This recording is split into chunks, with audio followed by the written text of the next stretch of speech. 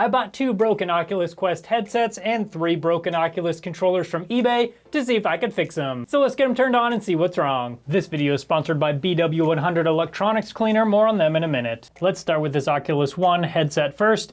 I'm gonna plug it in and see what it does. I have a USB charge meter hooked onto the charge cable. This way we can see exactly how much voltage is going in and if it's charging at all. The charge meter shows it has 4.95 volts and 0.03 amps going in. Automatically, I kind of suspect possibly a battery issue. There's no light right here. This should light up and show the status of the battery, but obviously it doesn't light up at all. Let's see what happens when we press the power button. Yeah, same thing, just nothing going on there. All right, cool. So I think we need to take this apart and check out that battery. It's important for me to note I've never actually taken one of these headsets apart before, so I'm just gonna be figuring it out along the way, but I'm gonna do my best not to break anything. So as far as I can tell, this head strap is just held together by super glue. You can see kind of along the edge, it's kind of dull right there. That's where the adhesive was. So hopefully I can re-glue that so it'll work okay. I think I can, but still, it'd be nice if there would have been like just a screw or something through it, or even snaps. Now I think these 2 screws right down here will release this, and then we can get this outer cover off. Okay, is that gonna come off? Yes. There we go. That's what we needed. Now I should be able to peel this off all the way over the top. I see screws there, that's good news. Now this adhesive on this cover is sort of like reusable adhesive, sort of like on that Canon camera I took apart a while back. So when I'm done, I should be able to just peel this back on and then it should stick. We'll see if it actually will. And here we have our wonderful warranty sticker. Won't be needing that. Let's see what's under this top plastic piece. Okay, we're getting into some goodies already. And I think maybe this is our battery cable, and it looks like it connects right there. So maybe after we remove this metal piece, we can get to the battery. That would be great. And now that that metal piece is off, we have another metal piece we have to get off. Actually, we might be able to peel this back. Yeah. There we go, that is the battery.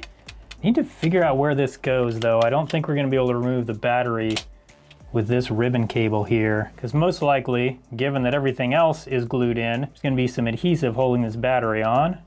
Yeah, I can already tell there is. So we gotta figure out how to get this off first. So I'm gonna try removing this bottom piece and see if we can get to the screws that will release this front piece, and then we can get that ribbon cable off.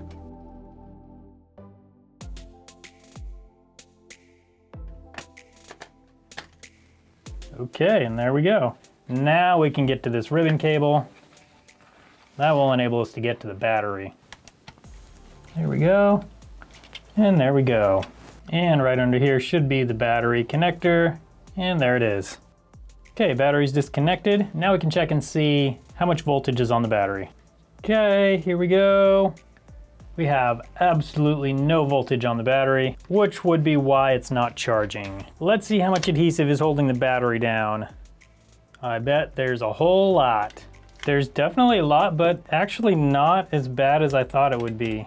And the battery came out pretty good. So here's the bad news though. This battery isn't available anywhere. Unfortunately, companies like this don't have to make parts available, so something that isn't too difficult of a repair is basically now impossible because they refuse to supply parts for people like you and people like me who might want to fix one of these. I'll keep looking around and see if I can find one, but for now, this one is going to be not fixable, not because it's not actually fixable, but because I can't get parts for it. Let's move on to one of the controllers and see if we can fix that. I bought this controller on eBay and the seller stated that the controller drifts. So the first thing we need to do is try and get down to this analog stick. I'm gonna try popping this up, this black piece here.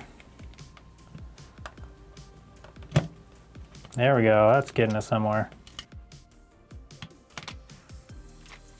So after trying to get all of this off, the only thing I have to do to clean this analog stick is remove this black piece right here, which you saw me just pry up. Now that that's pried up, I can take off the thumbstick just like that.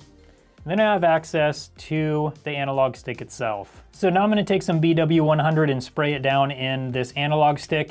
Then I'm just gonna work it around a whole bunch and get that BW100 down into the contacts down there, and that will give it a nice cleaning and most likely fix any drifting that it has. So BW100 is safe to use on all plastic, so you don't have to worry about it degrading any of the plastic, or you don't even have to worry about the type of plastic. BW100 won't ruin any type of plastic. Another thing that I love about BW100 is it's non-flammable. If you've watched very many of my videos, you've probably noticed me use isopropyl alcohol to clean things. One of the disadvantages of IPA is that it is very flammable. BW100, however, is non-flammable. It's also non-conductive, so if you have a controller or something else you're trying to clean, you don't even have to remove the batteries. It doesn't matter if you accidentally spray it on a circuit board or even the battery itself. I mean, I'm not saying I recommend you do that, but if you accidentally do that, it's not gonna cause any problem because BW100 does not conduct electricity. I highly recommend you try BW100 if you have analog stick drift issues. They come in these cans so you can just spray it right down into the analog stick, and that makes it super easy to use on analog sticks. If you wanna try BW100 out yourself, I'll put a link in the description that'll take you right there. Now, let's get back to fixing. And now that we have this analog stick all cleaned out, we can put this controller back together. Once this is back together, let's take a look at the Oculus Quest 2 and see if we can get that repaired, so then we can test this controller. So this one turns on but goes to USB update mode. So I'm gonna see if I can get it to update. Let's do factory reset first, see what that does. Let's try to boot the device. Nope. So it gives us 5 options: boot device, device info, factory reset, sideload update, and power off. I've tried all of those and can't get anything to happen. I've looked at this problem online and found a lot of people with a similar issue, but unfortunately nobody's found any fixes. I'm gonna try plugging this into my computer and just see if it does anything at all. So my computer doesn't see anything even when I plug it in, so unfortunately I really hate to call it quits on this one. This is a nice unit, but at least right now I just see no way of fixing it since it's some sort of software issue inside the device itself. Luckily, there are some great parts on this. I only paid $120 for it. It also comes with the 2 controllers and the box and everything. So even though I'm not gonna be able to fix it, I still got some good parts and 2 good controllers. Well, let's move on to the next controller. Let's put a battery in it. Oh, actually, I think we already found the problem with this one. There's quite a bit of corrosion right on the battery terminal. That will cause the exact problem that the seller said this was having. They said that the controller would just stop working, and this type of corrosion will cause that exact problem because that'll cause a bad connection with the battery or an intermittent connection where it'll work sometimes and then not other times. Yeah, that looks much better. Okay, and we have power. Unfortunately, we can't really test this since the Quest 2 has a software problem that is not fixable, but I'm pretty confident that that battery corrosion was the issue on this one. Let's move on to the last Oculus controller. So according to the eBay seller, this controller will come on and it'll pair, but it won't track properly. And just looking at it, I'm not too surprised about that. This little sensor right here isn't even on the right spot. So I think what we need to do is take this outer ring off and see if we can get down to this ribbon cable with the sensors on it and see if there's any damage there. I already see there's super glue on this piece. Hopefully I'll even be able to get this thing apart. Also, I did purchase a working headset, so once I get this controller done, then we'll test all the controllers and see if they all work properly. So next I'm just gonna be inspecting this cable for any problems. This is definitely a problem. It's probably not the only problem. Not sure why that QR code is stuck there, but I feel like it doesn't need to be. And we're missing a little sensor right here. So that's definitely a problem. Oh, here we go. Do you see the problem here? That's definitely a problem. That's supposed to be connected down here to this ribbon cable, and clearly it's not. So this is definitely the problem with this controller. In order to fix this, we'll have to replace this whole ribbon cable with all these little sensors all the way over to here. It looks like there is 2 separate ones. We've got one over here and one over here. The problem though is this one over here has this missing piece here. So we actually need to replace both of those. I've taken the rest of the screws out over here, which has enabled me to remove this little piece right here. It is still connected by a large ribbon cable right down there.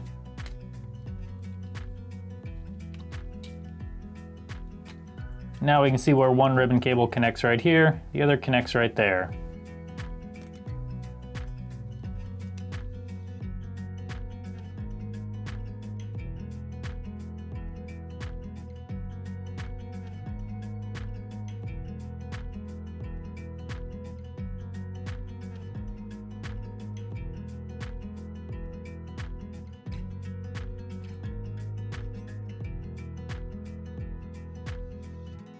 Now with those ones off, we just need to get the new one installed.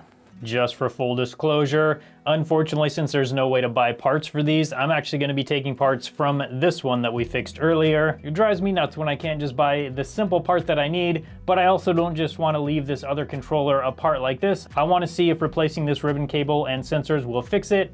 So unfortunately, my only choice right now is to disassemble this one to use the parts from this one. If I had more time, I'd buy another broken controller on eBay and use those parts for this, but unfortunately, I just don't have time to do that right now. So these are the two parts that we harvested.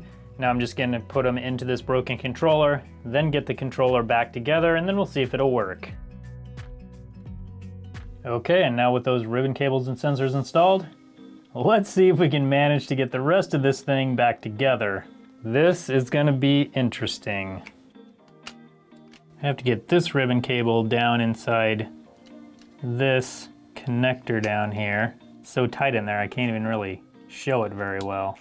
Oh, actually, I think I got it. I just have to lock it in while I hold it there, which is actually pretty difficult to do. Okay, can we lock it in? Got it. Okay, I think we have that part in. Looks like the ribbon cable's still connected. That was one of the most difficult parts, so I think this is gonna get a little bit easier now.